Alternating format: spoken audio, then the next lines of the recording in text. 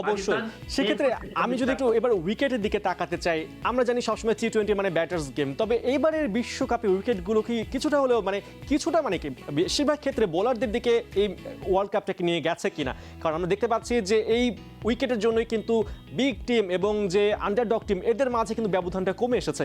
এবারের উইকেট একদিকে ব্যাটারদের হতাশ করলো, বোলারদেরকে কতটা আসলে হ্যাপি করেছে?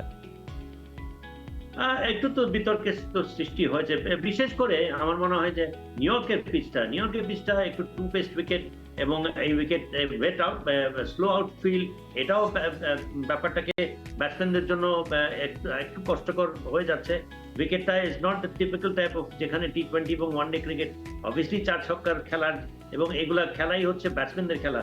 তো সেটা আমরা দেখতে পাচ্ছি না because of the nature of the wicket. ডায়ালিসের তারপরে উইকেটটা রয়েছে ভালো ব্যাটসম্যানদের অনুকূলে থাকলেও হাই স্কোরিং ম্যাচেস আমরা দেখছি না।